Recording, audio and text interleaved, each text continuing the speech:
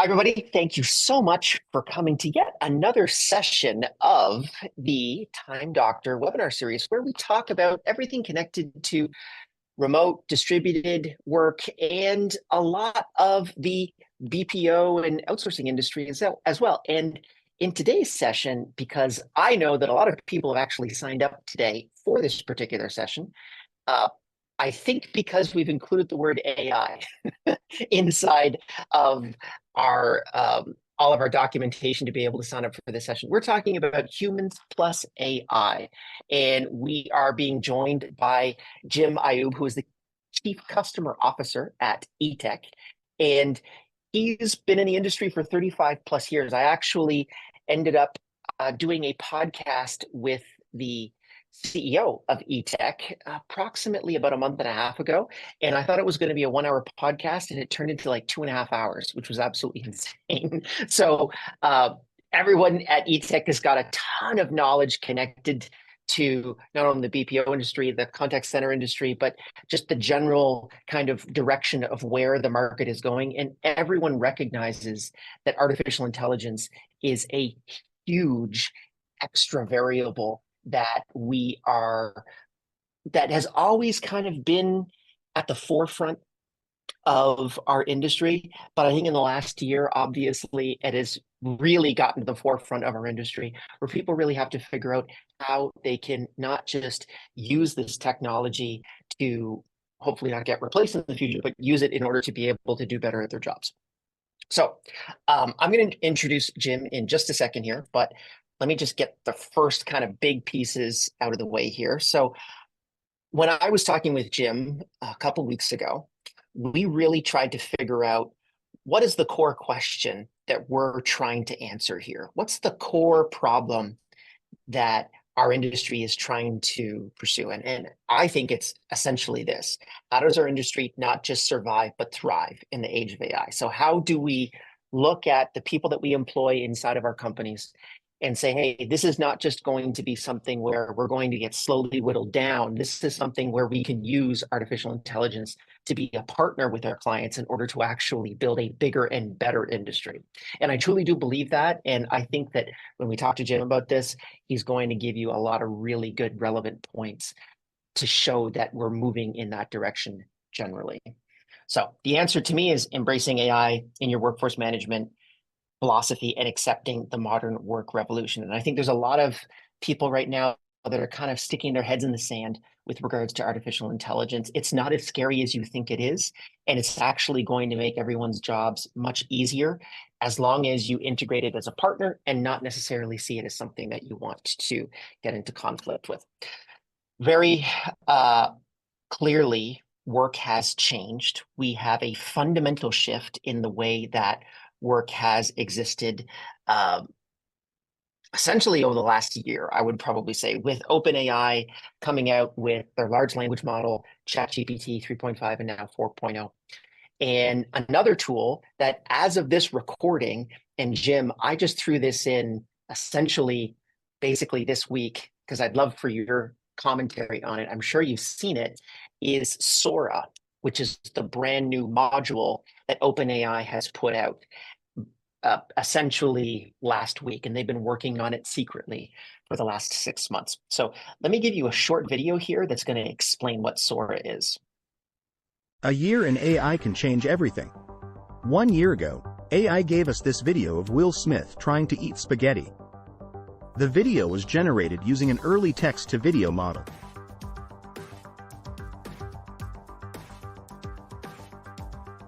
Fast forward to today, and OpenAI's text-to-video tool Sora is generating mind-blowing videos. AI's leap in quality is undeniable. For now, Sora is in preview with teams reviewing the model for harms and risks. There is a link to other Sora videos in the description. Yeah, so Jim, I did hear about it. What's your perspective? Yeah, Yeah, I did hear about it, but I haven't used it yet. Here's what I like though. What you heard and what you said, the same thing is it's fairly new, and they're actually, before they're rolling it out, they're actually testing it. And let's be clear, like what we're going to talk about today, they're testing it with human beings, which is really what you're supposed to do. If you look at the news yesterday, Google's one, they said it's not up to mark because you saw, I don't know if you saw in the news out there where you're traveling, but in the news, the Google one that came out is being flagged all over the news about the incorrect images. I saw that. Yes. So also, what they said is what we're talking about today. Let's be clear. This AI is coded and programmed by a human being. And that's the thing I think we're going to have fun about today. But I have not used it yet. Usually a week out. I'm usually waiting like normally. I wait a couple of weeks before I start playing with it because I know that they're going to be making modifications. So I don't want to be that guy, who goes out and tries something brand new and say, oh, it's terrible. I'm going to give me some time to work through all the bugs, and then I'll start playing with it. Absolutely. Yeah, no, absolutely. And connected to this too, I want to kind of give everyone a brief historical overview of artificial intelligence to really kind of understand the context of what we're dealing with right now. So when you really start this entire journey off, we're talking 1950s with the Turing test, right? Which was essentially Turing, who was a computer scientist that actually ended up figuring out the cipher for the Nazis, and some would argue single-handedly won the Second World War.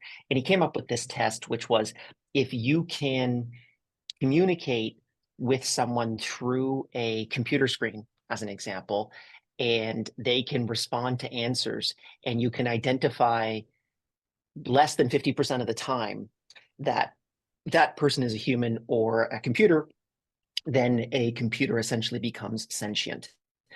We have not actually passed that test officially as of yet when you interview these AI. So that's a really important piece of information to be able to put together. And that started back in the 1950s. The 1980s and 1990s, we had the introduction of artificial intelligence in industries, including like primitive workforce management, emulating human decision-making, some of the stuff that we could even probably talk about inside of with Jim and his history in Etech. In the 2000s, we're integrating AI with HR systems, scheduling and task management, some machine learning algorithms developed for workforce management and HR solutions, but I wouldn't necessarily call that real AI. That's more just sort of very complicated statistics. And then the present day. So we're seeing a lot of AI-driven workforce solutions and employee engagement systems being built. So natural language processing like LLMs, OpenAI, ChatGPT, deeper machine learning, and predictive analytics. And I also would love if anyone can put this down in the chat. How many of you have heard of Sora? I'd love to just hear about how many people have heard about that. Just put a Y or an N in the chat. I'd love to be able to collect that data. Introduction about me. My name is Liam Martin. You've probably seen me on these webinars 17,000 times. I'm sorry I'm back yet again, but my name is Liam. I'm Chief Innovation Officer at Time Doctor, which is a time analytics tool for remote and distributed teams. I'm also the co-organizer of Running Remote, which is the largest conference on remote work. I'm also the co-writer of the book by the same name, Running Remote, which became a Wall Street Journal bestseller exactly 1 year ago. I looked up the numbers, which is fantastic. Well, it's at least fantastic for us. I was very happy to be able to get at least the Wall Street Journal bestseller. And I'm focused almost entirely on understanding how work works. That's my job here. I basically just try to figure out how work is evolving and how can we make sure that I'm giving you guys, our customers, and our audience as much information as humanly possible to be able to make sure that you're making the proper business decisions. And then we've got Jim. And I've spoken a lot about Jim. I'll give you a quick little introduction, Jim, and then you can add on anything that you would seem relevant or find relevant. So Jim is the Chief Customer Officer at Etech, and he's actually responsible for a lot of things inside of the business. When I looked up on the website your particular requirements and what you are responsible for, but the three that I think are the most relevant for our conversation today is customer success, global management, and most importantly, AI and analytics. Is there anything else that you think the audience should know about you before we get into it? Yeah, so the only thing I would tell you is I started my career as an agent back in Oh, wow. when we had green screens, Lee, and most of your audience probably won't know what those are, but I literally had green screens when I was actually working. And the other thing that I would also add is, you know, you did get to speak with Etech's president and CEO, Matt Rocco. Mm-hmm. I've been with Matt for over 30 years. So I've had two jobs technically, worked for him at both companies. So it just goes to show you when you do find a leader that is impressive as Matt is in defining culture and defining what you do and basically embracing this servant leadership culture, which I know I heard your podcast with him. I mean, that's a home run for me. I wouldn't be where I'm at today without his support, coaching, risk taking that he allows me to do, which got me from an agent to running ops to heading up all of the analytics, because you don't wake up one day, as you know, and know all these things. It's from trial and error, failing forward that gets us. That's the only other thing I would add, but I'm excited about today's session, and we're definitely gonna have some fun. Fantastic. I would suggest that anyone that is interested in learning more about Etech, and more specifically, it's not even about Etech, to be honest with you. It is about servant leadership. I think it's such an important aspect of Etech's success. As I said before, it was supposed to be a 1 hour podcast, and I think we were on for 2.5 hours. It was riveting to me.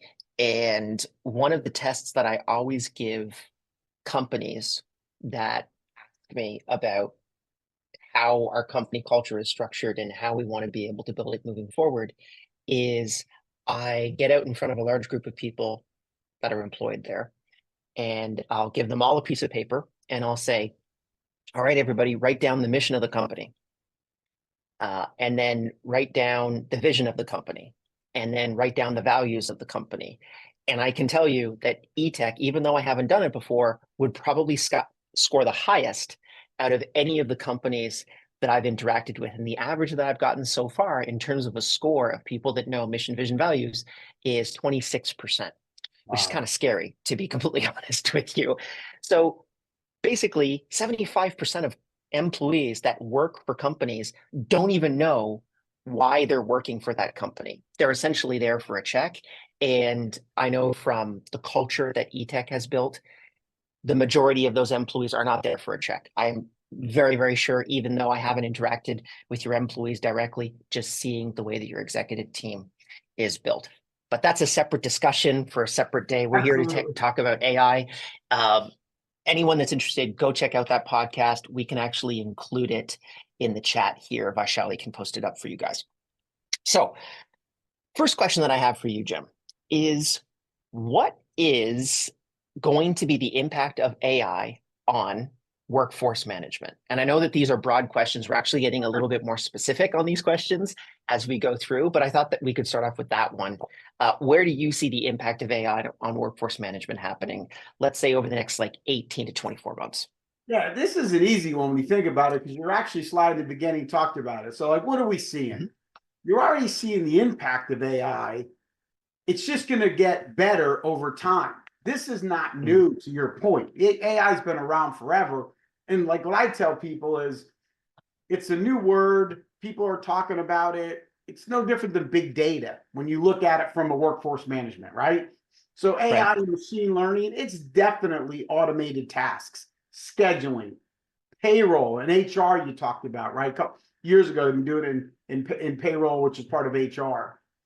Mhm. I think the thing I'm seeing today, you don't need to send information to every single department anymore, really, where it was disjointed in the past, right? You used Mhm. to have to compile data, go to this person, go to this person, go to this person, get all that data and put it together. Now with the AI, you're actually able to ingest all that data, right? And then now you don't have to wait for a bunch of people who are looking to flag anomalies.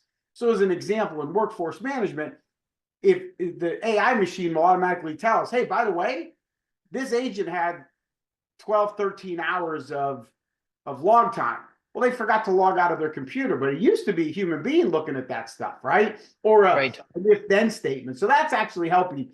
And when you think about today, what's happening, what we've evolved in, like we're actually seeing some of these tasks done in real time because it's able Mhm. to sift through big data and provide insights that are actionable to act on. As an example, Mm. agents on break. Not that they do this, Liam, you know the business, but let's just say they're on break a little bit longer. The old Mhm. days, you used to have to walk the floor and look for all Right. these things. Now you're actually getting alerts and saying, hey, so and so's on break an extra 4 minutes, 5 minutes, whatever. So that's where I'm seeing it, if that helps. I mean, in the workforce management side. Yeah, absolutely. I think someone else that I was speaking to last week encapsulated it this way, which is you can understand problems before they're even reported to you with artificial intelligence. So if you're collecting all of this information and it's all getting pulled in before you used to actually say, hey, there's a problem here. Something is not working in this flow, as an example, and we need to be able to fix it. Well, then you would investigate that process. That would take you weeks and or months. Half the time, that data wasn't actually, or the problem that was reported to you wasn't actually real. It was some problem that, the maybe one or two reps had, but it wasn't truly a deep down problem. Now, with artificial intelligence, you can analyze all of that data because you're collecting all of that information all the time. And then you can make very quick decisions saying, hey, well, let's look at the last 3 months of data here and figure out if there really is a breakdown in terms of the sentiment analysis of those particular calls or the new way to be able to do things. And I think it's just going to be so incredibly powerful where you're going to see teams now that will just be able to evolve and do better work so much faster. The human Well, isn't being taken out of the equation. no, There's not at just being all. able to make faster decisions. And it does help, and you actually nailed it. We're using it in a lot of areas. So as an example, and again, not to air dirty laundry, but not that this happens in the call center business. And you know, I take what I do seriously. I don't take myself seriously. But certain agents, when you're using AI, seem to have login problems daily, hourly, but yet the entire workforce population does it. So it's when you use this large data sets, you're actually able to have better conversations with the agents, right? Right. And that's some of the stuff that we're seeing, we're using in almost real time. Are there any other examples that you can point to? Oh, Interesting ways of using artificial intelligence? yeah, so I can tell you. So, like, to back up on yours. So, at one time, one of our clients, we'll call it a telco client, Mhm. had it for years. All of a sudden, huge wait times, huge influx of calls. I mean, it's like Hmm. crazy, like never seen anything like this. All the teams in IT and their company and our company are on there trying to figure out what's going on. I went into Mhm. I had my teams, not me, I had our teams go into the system. And what we found was there was a link on their website broke. We found it in 45 seconds to about a minute and a half because we Wow. were able to use the data and then we were able to go report to the IT team, hey, by the way, here's where it is. And they went out and fixed it. because that's why they're calls it. Because typically, you have self-serve. Well, their self-serve had an issue on one page. That's why everybody was calling. We call it channel switching. What we found in that few minutes, everybody was calling. Hey, I was on your website and trying to do this. I was on your website. So now and you were able to fix the problem literally within about 5 to 10 minutes. And would you say without artificial intelligence, how long would it take you to be able to identify a broken link on a website, as an example, creating a huge influx of calls? Well, it would take hours, you would think, because what are you doing? You're going to the agents. Hey, what's going on? I don't know. They just keep calling. And maybe some of the agents would tell you the data. They'll say, hey, by the way, they're saying they were on the website, but they're not. They're not recording all that as the agent. You would have to pull the call recording. You would have to listen to the call recordings, and you would have to do all that manually to find out, because the customer will tell you everything that's wrong with your company on the phone. And if you know how to harness that and search for it, you could find mistakes quickly that happen on the website, and it's much more efficient. But I would say 4, 5, 6 hours. I mean, I have another one. I will tell you, we were telling one of our customers, hey, the customers are getting this 404 error or something like that on one of these pages. And the IT guys were telling us, no, it's working. I went out and tested, because the first thing IT says is, well, I can't replicate the problem. Well, because of AI, I was able to give them 450 phone calls in about a couple hours that actually had the customers saying where they were at. And believe it or not, the next day they had that fixed. Because we know computers mess up, people mess up, things mess up all the time. But having that hard data actually allows them to replicate the issue or reinvent the world, or that, I'm sorry, to find where the issue was. Got it. And just to go back to your previous point there, were you essentially data mining the calls themselves, saying, hey, this link is broken, and that's why it's an issue? Correct. So what you're doing is you're listening. That's amazing. Yeah. So what you're doing is, because so remember, the first thing hi, this is Jim from ABC. Yeah, I'm calling you because I was on your website and I'm trying to do this and it won't allow me, hence I'm calling you. That's how you're data mining. So then you're able to actually pull that data in and see what the issue is. Right. Yeah, that's so interesting. Another question kind of connected to this that we talked about. You made a statement that machines can replicate, but they can't be creative. Could you unpack that a little bit? Yeah. So, people talk about these machines, that are just so amazing. It's going to replace all the human beings. It can replicate, it can create processes, and it's only as good as the person who programmed it. I don't think they can be creative, because I don't really believe, I think creativity is needed. So the machine will tell you who, what, why, where, when it happened. That's pretty much what they're built. Now, how do you fix it? That's where creativity comes in, because the machine is going to identify all the opportunities, but I still believe in my heart they're not creative enough to give you a plan based on what you're trying to accomplish to fix those things that it found. That's what I say when I talk about that. I don't think they're as creative. And again, when we talk about creative, I don't want to make the listeners think that I don't understand how it creates images. That's different. That is creative. It can give you can go into, and we talked about this a couple weeks ago. You can go into Midjourney and say, make me a graphic for a party and do that, and it will do that. That's not what I talk about being creative. I'm talking about creative is, I have a problem, I've identified it, how do I fix it? And that's where I think human beings needs it, because the machine doesn't know the process, it doesn't know the person, and it doesn't know the tech. So how do I have to use human beings to say, here's a good plan that's going to fix this, this, this, and this. Right. Okay. Yeah, no, that makes perfect sense. I think, not to necessarily throw my lawyer under the bus, but you were describing AI and it sounds just like my attorney. Tells me all the statistical chances of how I'm wrong or how we're not doing something right, but not actually providing me the creative insight to be able to say, well, how I actually solve this problem.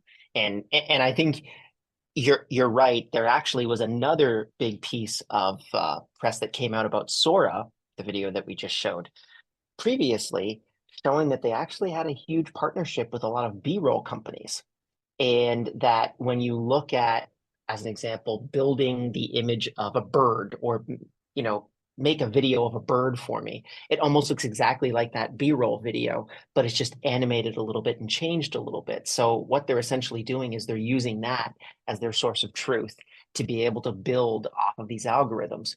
But if you come up with something completely unique and new, like a Coke bottle, as an example, growing legs and a body and deciding to play Stairway to Heaven on a rock guitar, well, maybe it can't actually adapt to that super well, or it's very difficult to be able to get to that direction. So I think that when we think about the future of artificial intelligence, particularly in our industry, I think that new creative ideas or creative work will actually become much more expensive because you're going to need it more often in order to be able to solve a lot of these problems, which I think is actually going to be a net positive for everybody because reps are not going to get stuck just, you know, counting widgets all day long, but they're actually going to be able to solve much more creative problems much more often because they're going to be encountered by that much more than the level one, you know, can you plug it? Can you unplug it and plug it back in again, as an example? 100%. I think that's going to be, we're going to dive into that more, but think about it. Yes. The human intelligence and this whole thing of AI is a career path. Remember my story. I started as Yes. an agent. Okay. Look at me today. The best of these people that are going to change the industry are going to have that domain expertise of doing the job, which will create them to be that creative person to make processes and things better. That's why I love the human part of what we talk about today in AI. Right. You also mentioned a lot about coaching and Yep. how you think that AI can be your partner in coaching. Could you speak to that a little bit and how Etech is using AI to be able to make coaching easier? Because I know, I mean, when you go to a conference about the contact center industry or even the BPO industry, I think that's probably like the second biggest subject that I keep hearing is coaching, coaching, coaching. And because I'm a, you know, I'm a software developer, we're a software company. We don't really understand that as deeply as someone like you, Jim, that does both the software and as the contact center combined. So how does coaching work into this, and how do you really see AI becoming a much more valuable partner for employees that want to get better at their jobs? Yeah, absolutely. Great question. So one of the things I'll tell you is, again, being born and bred as an agent, manager, et cetera, director, and all that stuff over time. Like you, I went to these tech companies and I'm like, hey, what you got? Oh, we're going to replace all your human beings. Well, that's a lie, right? Oh, this is going to solve all your problems. And what I found was it didn't really do what I wanted it to do. So therefore, and again, Matt Rocco, been with them for 30 some years. Like I said, I told him I had an idea. He's like, what's the idea? I said, I don't really think this is getting it. He's like, so what's your solution? I want to build my own platform. So he said, do it. So I built this QEval Pro platform for Etech, built it internally for us when I was in ops. Right. And to answer your question, I remember, and hopefully Matt's not listening because he might not like what I'm going to say, but when I was a young kid and Matt would ask me, do you know what you're doing? Oh, yeah, I'm all over it, boss. But I had no clue. So most people aren't going to admit they don't know how to coach.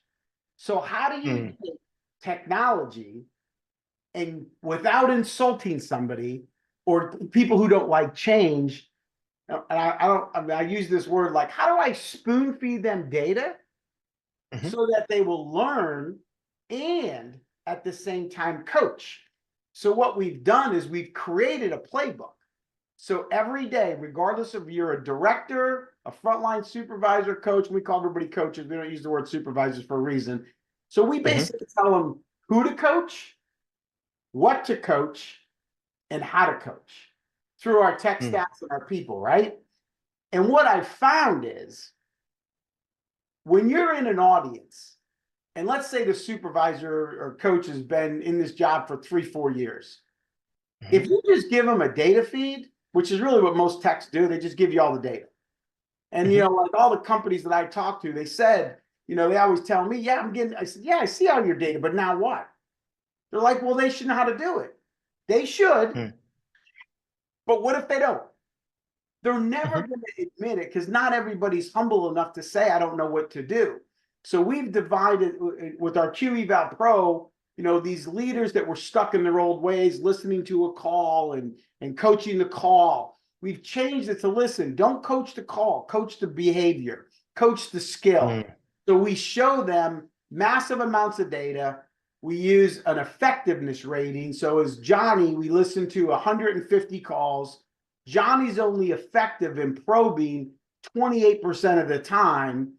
Here are some positive things that work in probing. Here are good, really good examples. Now you've armed the coach with everything they need to go out and coach. And I think that's what a lot of the tech companies don't understand. They just assume everybody that's a coach or a leader or a director knows what to do with it. And transparently, they don't. In the call center business, we have added coaches transparently, probably when they weren't ready to be coaches, right? Because out of a need, you're growing your business so quick. You need more leaders, you need more coaches to help.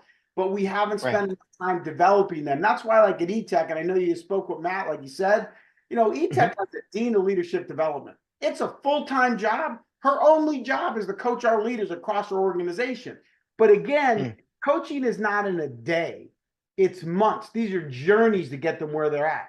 So how, while they're going through this coaching, can we as partners help them know who to coach? We teach them who to coach, what to coach, and how to coach. That's pretty much, you know, how we've used it to do it. And we're doing it not only internally for Etech. Remember, I have about 50 customers who use us just for the analytics. We're telling them that their contact centers, here's who to coach, what to coach, and how to coach, and giving them an entire playbook. And it's working. Could you open up a little bit more about that? Like, let's say, as an example, I've done 200, let's say I've done like 200 calls in a week. And I am having, let's just say I'm a salesperson. I'm having a lot of difficulty closing. Let's say, you know, the client is talking on average 65% of the time. And my intros are good. I'm identifying the problems that they have, but for some reason, I can't necessarily close those deals. Where would you see those types of indicators, or how would your tool really show me, hey, he can't close properly because of this particular reason? Is it a very specific reason, or is it more generalized? No, great question. Very specific. So I'll talk about two things. So number one, closing, believe it or not, and we all know this being in the sales world, the number one reason people aren't closing, what we're seeing, is they're not asking for the sale. Hey, Liam, that's a great, listen, done all this, got, you know. Do you want it in black or red? Correct, right? Exactly. And they're not doing that. But let me take it a step further. Closing is, I don't want to say it's generic, but it's what we're seeing. Most people just aren't asking for the commitment, asking for the order or the next steps. But more importantly, what we're using it for is effective objections and rebuttals. So I'm giving data in near real time. Here's the top objections across the entire population, not just Liam's calls, all population.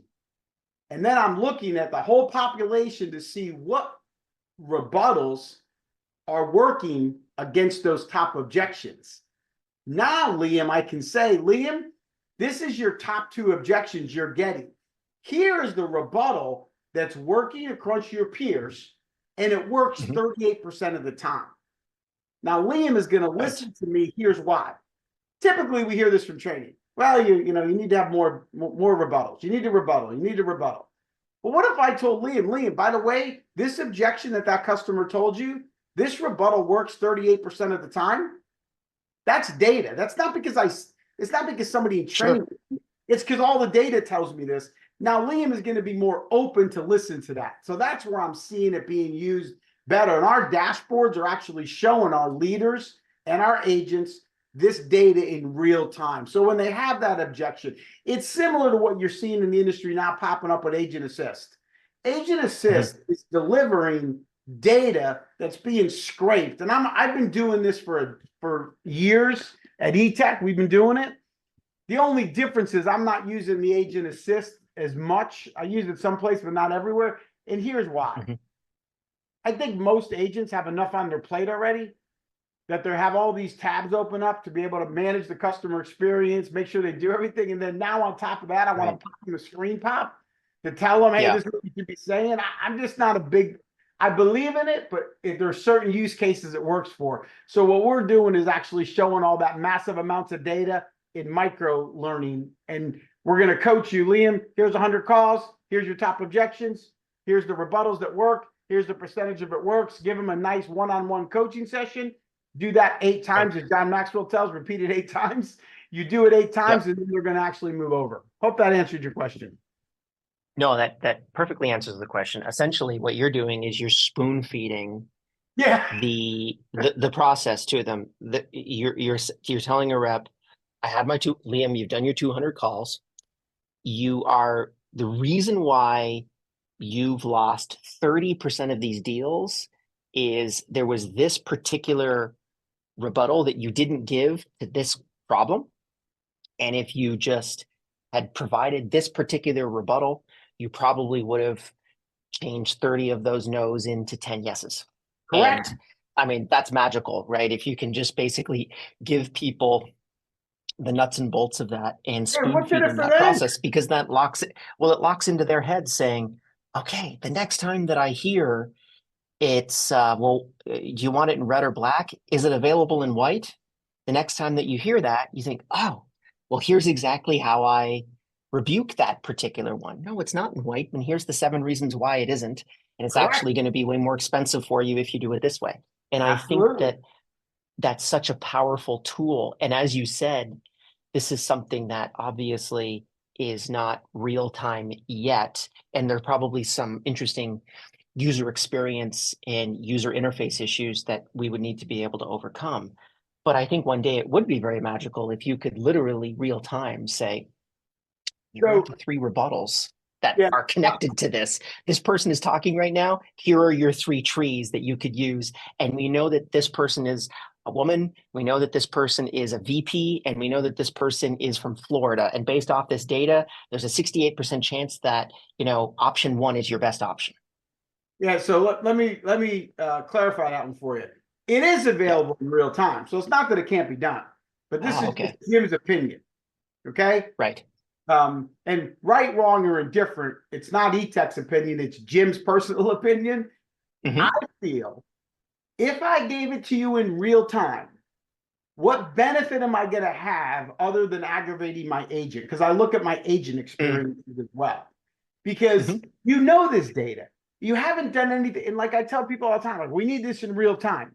Why do you need it in real time? Have you been doing it yet? No, but real time is going to change the world. But you haven't, you're not coaching them now. I can tell that by listening to the calls. So by giving it to you, I'm giving it to you 5 minutes delayed, right? So it's not like it's yesterday or day before. It's 5-minute delay. And we've talked about this in my staff meetings forever. I can give it to you in real time. Going to cost me another 50, 60,000 to put the extra servers in there. Is it doable? Yes. Is it going to make an impact to the agent? If you have if you coach them and do what we're telling you to do, it's not going to be a material difference for me. But again, I just want to make sure you know that's just my opinion. Because I argue this a lot with people, like real time. I'm like, what are you going to do? You haven't done anything with the data yet. Well, you bring up a good point, which is getting people to crawl before they can walk, right? It's like, okay, well, you're providing all this coaching, but then if they're not responding to the coaching, real-time coaching is only going to be 10 times more annoying for them. So I understand your point. Yeah, I appreciate that. But I know for me, as someone who sells, I would love, if I'm in a Zoom call, to be able to say, well, he just said this, and we know that guy is the VP and he's the decision maker.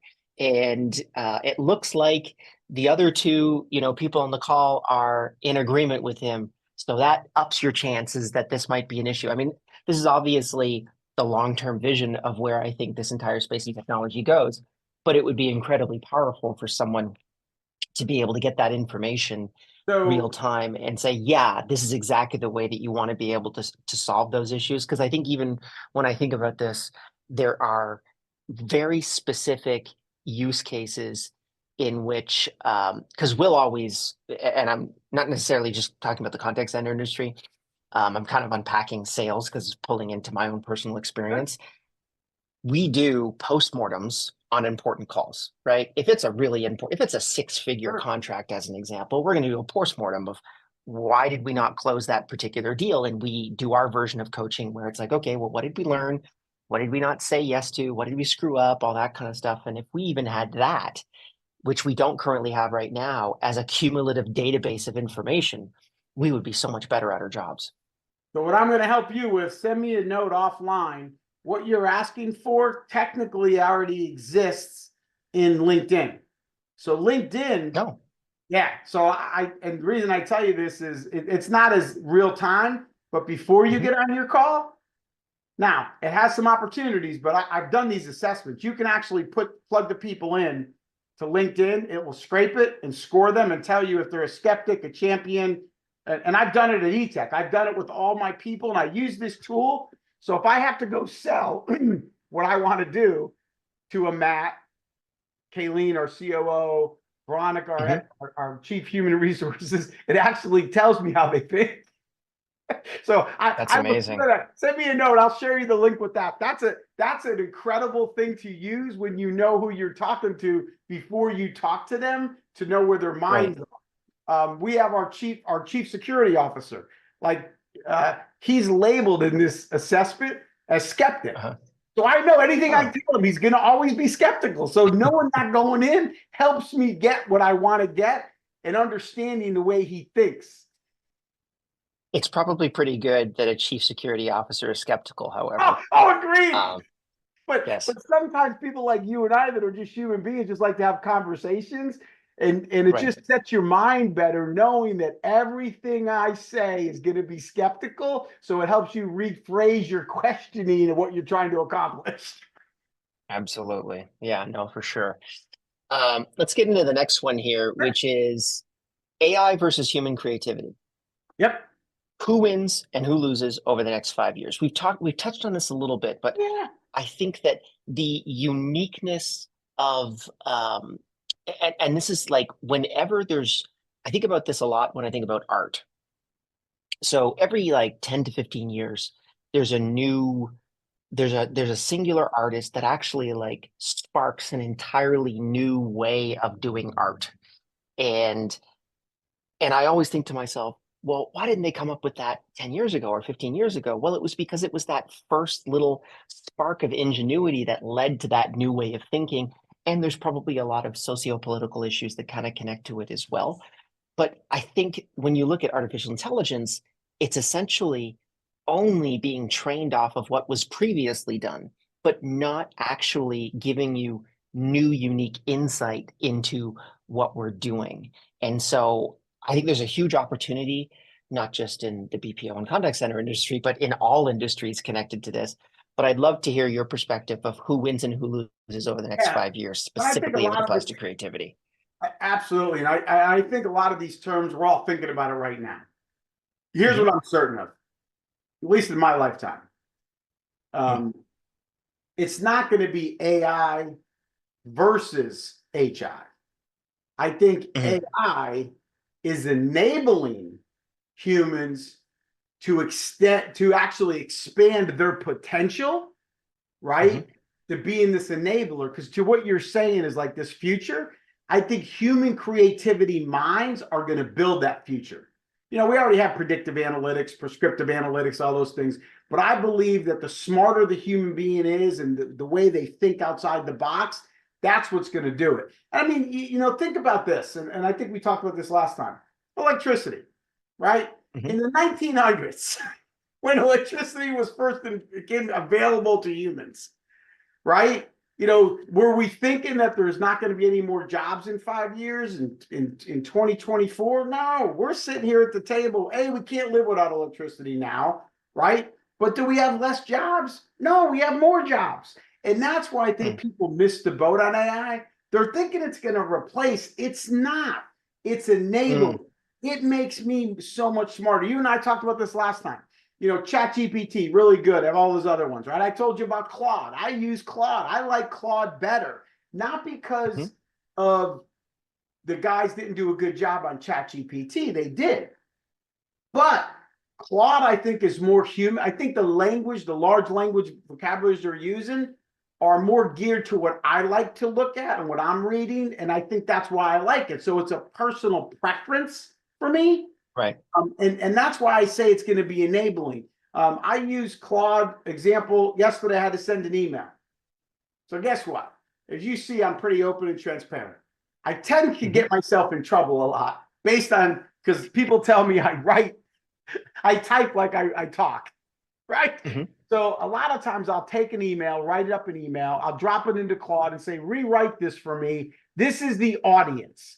And it will give me back much better words that I probably wouldn't have chosen. And you know me for a little bit now. Like I use just words out of my head. So that's where I see it enabling, if that makes sense. I don't think it's going to be who wins, who's losses. I think it's going to actually help everybody in the world.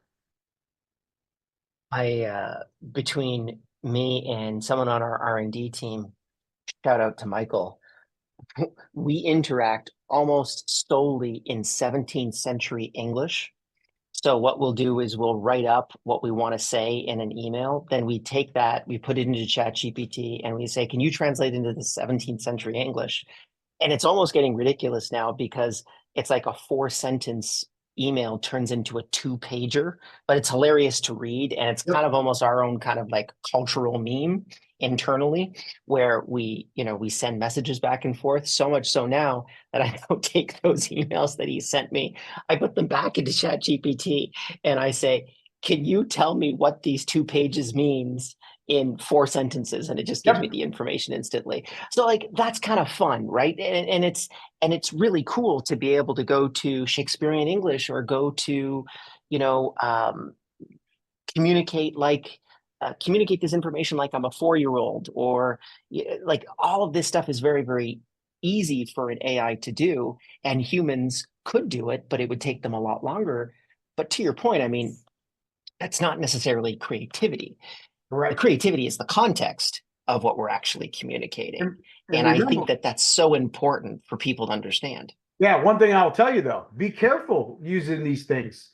Because by the way, remember, they were programmed by a human being. Live example. My daughter, who's getting her data scientist degree, she's taking her, she went to ChatGPT. She used the answer in ChatGPT. The test said it was wrong. And she's like, Dad, and of course she told me this. She's like, Dad, what's the answer to this question? And I said, no, that's the right answer. She's like, that's what I put. It was wrong. And then I said, no, you couldn't if you couldn't have. Long story short, she's like, I pulled it from ChatGPT and this is the answer that it said or whatever. And I actually took it to my director, a data scientist who went to MIT. And I said, what's the answer? He gave me the answer. The answer was correct. ChatGPT gave her the wrong answer. Yeah, no, that's another thing that, I mean, I think I told you about this in our chat a few weeks ago, but I was trying to buy a property in Morocco, and I was trying to identify, can a Canadian corporation purchase a Moroccan piece of real estate, and what are the legal implications for that? So I spoke to my lawyer. I like to talk to my lawyer almost on a weekly basis. And so, it was $2,000. He wrote me up a memo saying, what are the legal ramifications of me buying this property through my holding company? And then I asked exactly the same question of ChatGPT. And it gave me a pretty clear answer, almost exactly the same piece of information, which was incredibly impressive. And I brought that back to my attorney. But my lawyer said something which was really important. He said, but I'm legally liable for the advice that I give you. So if you go and you do this, and you just take ChatGPT's opinion and it's wrong, and you're in big trouble. But if I give you this advice and you're wrong, then I'm in trouble. And I think that's a really, like, these institutions that exist in our society are there for a reason. They're there to be able to control for things that are completely out of my wheelhouse, like the tax implications of purchasing real estate in Morocco that I should never actually be researching. I pay people to be able to figure that kind of stuff out for it. ChatGPT can do it on a surface level, but it probably gets it wrong.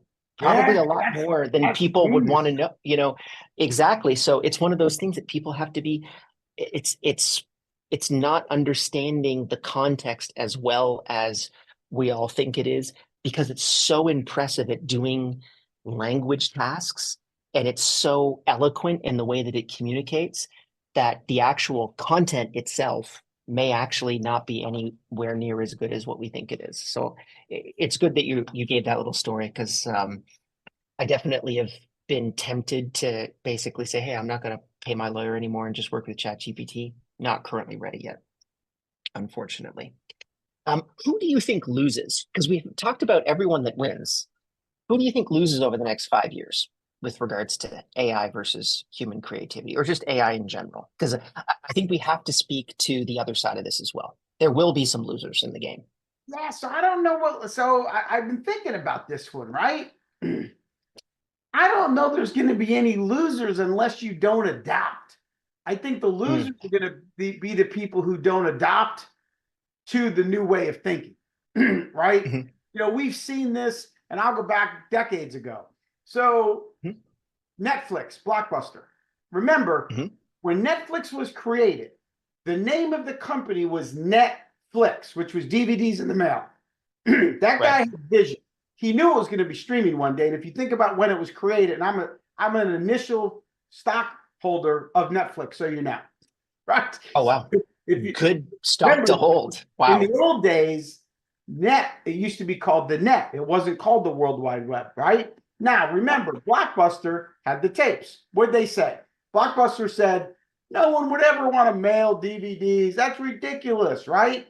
Netflix tried to buy um, them years, back in that day, and they didn't. Mhm. Blockbuster didn't adopt. There's one Blockbuster store left in the world. I forget where it is, but I read that recently. They're gone. Look at Right. look at some of the other ones out there. All these companies who didn't adapt to where the market and industry is going, that's who's going to be the loser. So I don't think it's a win versus loss. If you don't adopt and change the way you're doing business, those are the ones that are going to be the losers. I don't know if I've answered your question, but that's what I believe. Yeah. Yeah. No, that's an interesting way to be able to take a look at it. I think that, and I've used this in a couple of presentations before. I can't remember who has referenced it. I did have it referenced in one of my presentations. AI will not replace you. Someone using AI will replace you. So if you're not going to adapt and you're just going to stick your head in the sand saying, Yep. "Hey, I'm not going to adapt to artificial intelligence. I'm just going to keep doing it the way that I've always done it." A really good story that connects to this is the secretary pools in the 80s, where people would actually transcribe Oh information, right? yeah. You would give information to someone and you'd be on typewriters and everyone would just be transcribing this information. Well, none of that exists, right? And those people didn't lose their jobs. I mean, they lost that job, but they very quickly got another job using a personal computer. And Absolutely. so I think that we're just going to see an evolution of this. And everyone that's kind of saying Chicken Little, the sky is falling, I think is they don't really understand history. Uh, Technology has always made our lives different, arguably, I would say better. Some people would argue against that. But as long as, and I think you had said this point too, as long as you are embracing technology and you're not necessarily serving it, you're going to actually succeed in whether it's artificial intelligence or whatever the next wave of technology that comes through. For sure. Let's go on to the next one here because I'm realizing we're actually want to be able to be salient of everybody's time. Sure. What labor will be in higher demand with the Easy one. rise of artificial intelligence? Easy Great, one. because everyone is probably wants to hear that one. Human critical thinking and problem Hmm. solving is here to stay, right? Right. Sure, you'll see support roles becoming more engaging, right? From like the reps, like password resets, simple questions. Does this come in blue or red, right? But I think the AI is generating and processing so much data that we've ever seen before. Data-driven decision makers will have the Hmm. ability to interpret, utilize those data to make informed decisions to become even more successful. Because think about, we talked about this last time, NPS scores. I'm not a big fan of surveys, Right. right? Mm. But people are making their decisions on biased information. The response Hmm. rate on a survey could be as low as 2%. The highest I've ever seen is 20%. And people are Hmm. making decisions on this. Hmm. Why? It's biased. When you look Right. at all of the data, that's where I think we're going to see. So critical thinking, also the other thing, like social and emotional intelligence, right? You're going to have that. Um, Data interpretation. And we talk about this, like if you look at a contact center job, nowhere in that profile, when you're looking at a call center agent, even a manager, an account leader, nowhere in there does it say you have to be a data scientist, data analyst, or data interpreter. But you do need, again, we talked about adoption, right? That's the other Hmm. part. Um, we talked about this last time, business analysts. At Hmm. Etech, and we talked about this, we have 3 tiers. We have a data scientist, a data analyst, and a data engineer. They are Hmm. the they are the 3 most sought after skill sets in the globe right now. Right. So that's where I think the higher demand's going to be. And it doesn't mean you just go to school, like my daughter's going to school, like I told you, for a data scientist degree. Just because you Hmm. know you have a degree, does you could still be an idiot, as I tell people. But like that being an agent, understanding that domain and Mm. graduating to one of those tiers is a huge career progression. And then last but not least, I think I would tell you, between you and I think salespeople needs are going to go on because there's Yeah. no way this machine is selling me anything. Right. I Well, we still talked need about that that human. at I length. still need the human intervention. Yes. And I actually think the last job ever to go from an AI future would be salespeople because to be honest with you, the person that's like, I don't know about you, but I don't think I'm ever going to have an AI making purchase decisions. It's always going to be a human being that's going to make that purchase decision. And a salesperson, love them or hate them, they are able to impact that type of decision making 100%. positively for the company, right? Maybe negatively for you, but they can convince you out of more of your money. But at the end of the day, I mean, that's such a valuable use case, but it will be optimized with artificial intelligence to be able to make sure that they're hopefully making the best decisions for their clients and obviously making the most money that they possibly can. But that job Yep. is not going away Nope. in any context. For someone who's a rep right now Mhm. and wants to be able to get into the data scientist, data analyst, data engineer type, or even kind of understands that, what would you suggest that they read or pursue in terms of understanding that subject a little bit better? Yeah, great question. So I tell a lot of my podcast listeners and even my people that I mentor, Mhm. first and foremost, read an article a day, be a master at anything in a year. Mhm. I would say that if you go to Coursera or not Coursera, there's a bunch of things on LinkedIn where you can get these free courses to learn data Mhm. scientists. I wouldn't try to become a data scientist first. The first thing I would probably tell you to do is try to be an analyst. And an analyst, all it Okay. does is understands data and knows how to interpret it. But I'm not saying go to school, go to MIT and do all that stuff. In the beginning, crawl, walk, run. Read, Right. research, take some online free courses. YouTube's got a ton on data scientists and data analysts, by the way. And that's what I would Mhm. tell you first. I would try to find a mentor. I would try to follow some of the influencers out there. I'm on Mhm. LinkedIn. You can find me very easily. There's not a lot of Iyoobs out there, but I put Mhm. out a newsletter once a month. which is all education. That's what I tell people all the time. That's what I would be looking at now, because you can learn that. And if you're an agent, you already have the foundation. That's what people are Right. missing. They don't understand the foundation of what you do as a contact center agent. So knowing that and then learning how to interpret and make decisions, game changer. Right. No, absolutely. Um, and I never even thought about that, but that is such a powerful piece of advice because to your point that you just put out, I mean, AI is new, right? I mean, this current iteration of AI is a year old. When I Yep. think about Chat GPT, large language models, if you just read an article every day over the last year, you'd probably be a 0.1% expert in that particular domain because the information is so new and everything is changing so quickly that if you can stay on top of what's changing, you are so much more valuable in the market than if you, again, sticking your head in the sand and just saying, hey, I'm going to do the next same thing every single day. I think one of the biggest trends that we can think about is adaptation. I think the speed of adaptation is going to have to increase in order for us to be successful in the future workforce. And that's fun to me. And I think if you don't necessarily find that fun, you've got to learn how to find it fun Yep. because for me this is some of the coolest stuff. The even just talking about Sora this past week has been incredibly interesting, and me reading all the articles about it and trying to understand how could that possibly work into, maybe we could build content as an example for our company without necessarily having someone in front of a camera.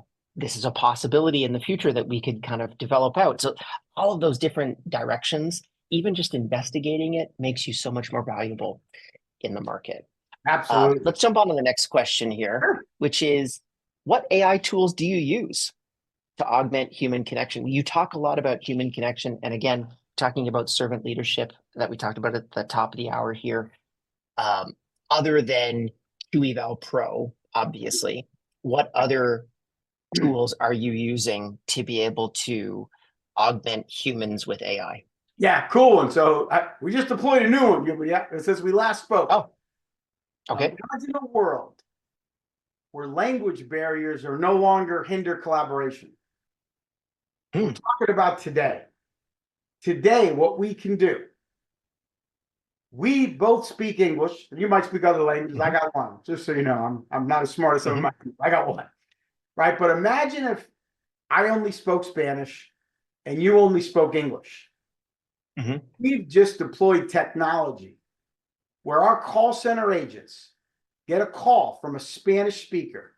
It is converting it on their screen into English in real time. Wow. Agent is speaking English back to you, and it is translating their voice into Spanish right through the call. That is cool tech. Now, I only have That's one. amazing. We're testing it on Spanish right now, but I see Uh-huh. the future being anything. But we're doing Spanish now.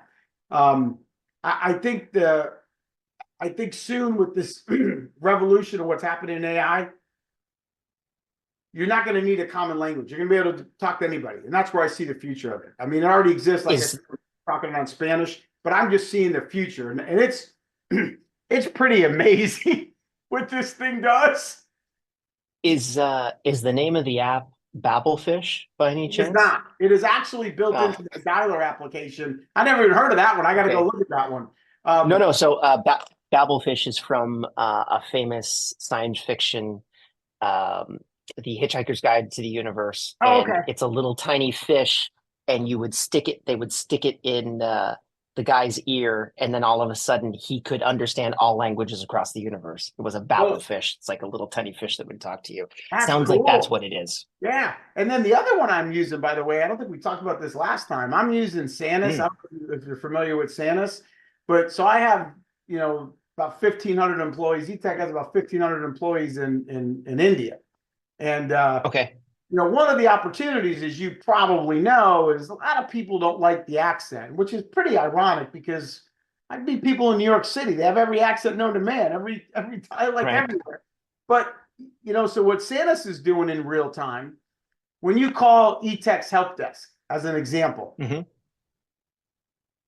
it's a plugin that goes on their desktop. And when they're speaking, it's just in real time converting their Indian accent into almost like a British accent in Wow. real time. That's so cool.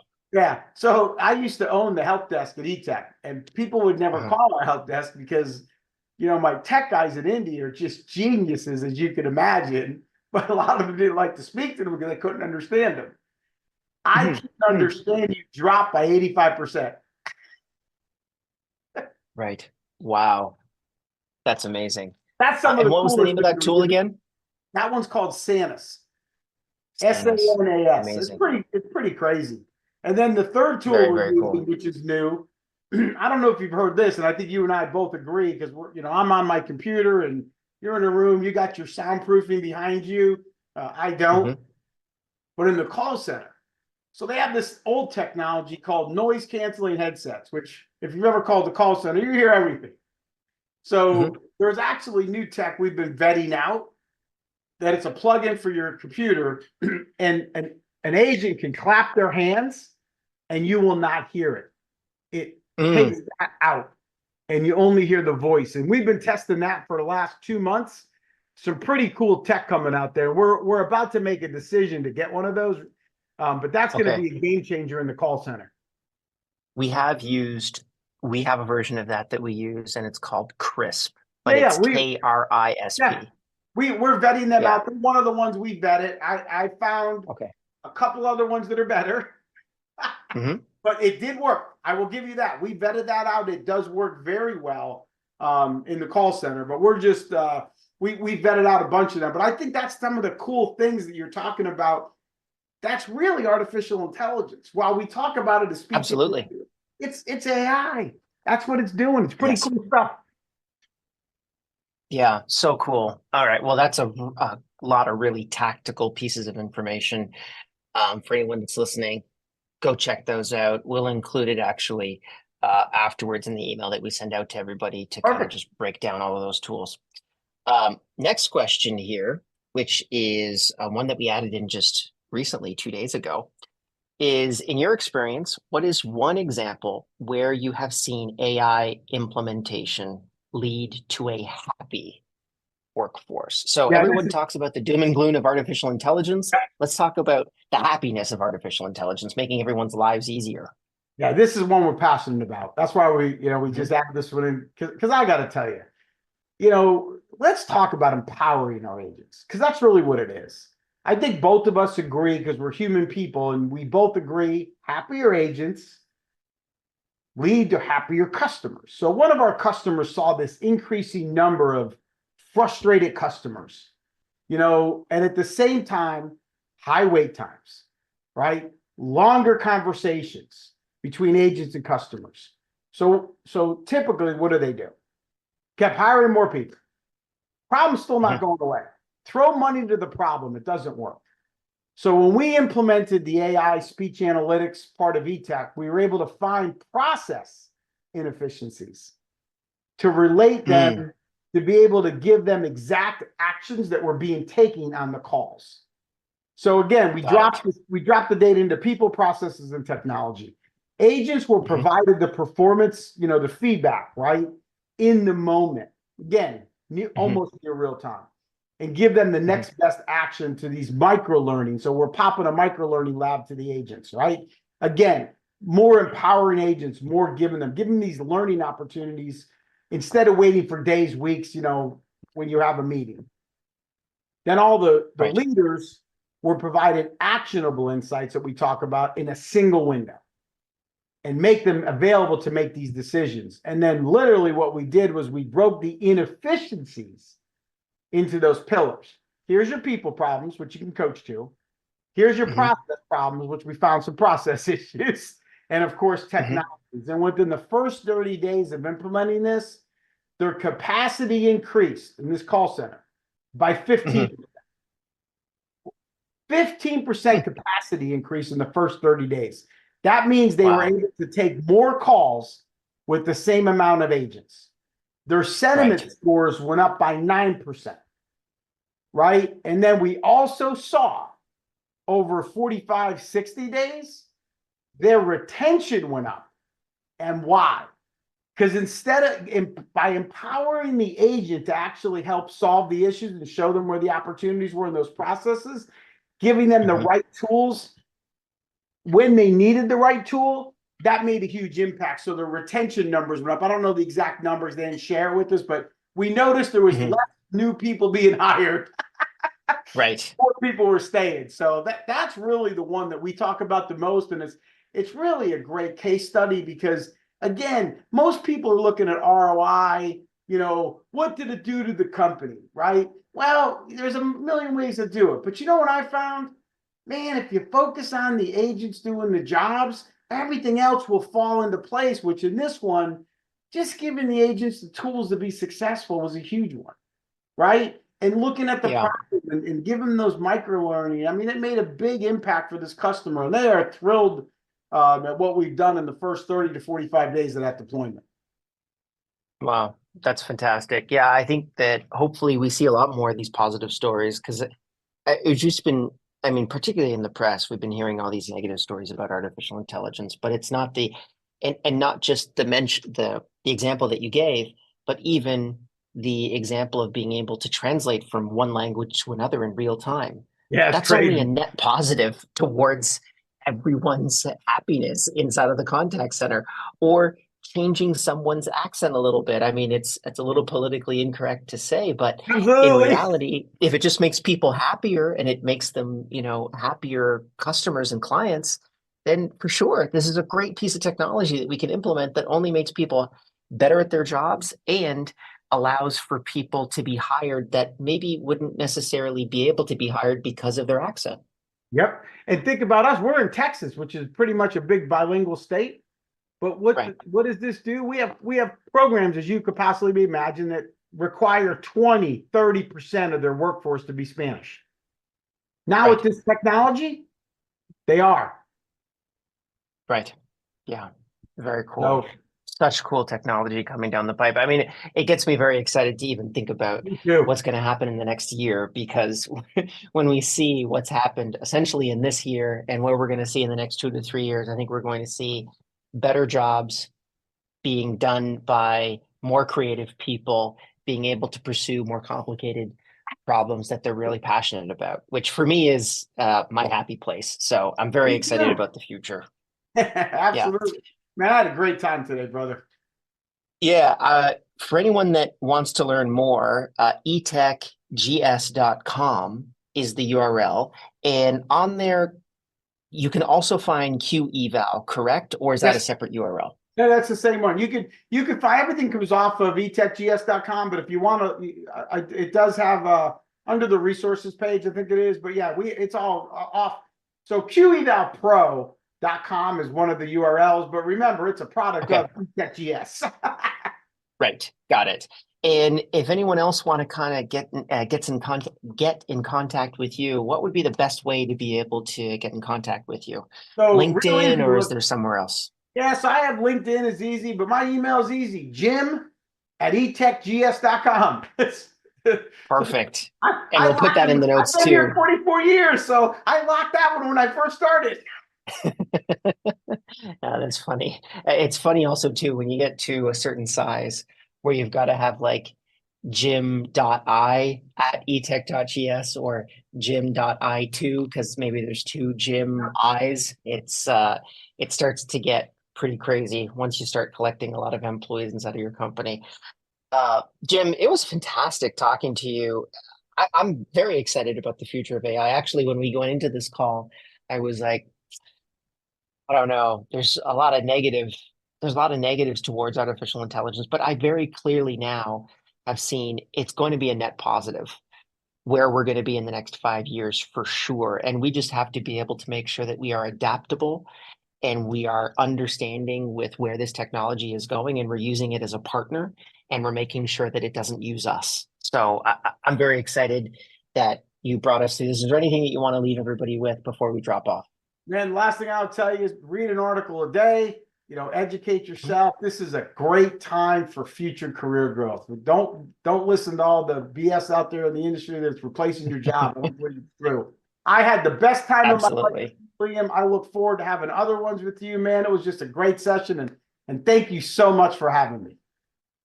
Awesome. Thanks a lot, everybody. We will also send a follow-up email to everybody that's attended. Thank you so much for taking the time out of your busy schedule to be able to jump on with us. And until the next one, I'll see you later.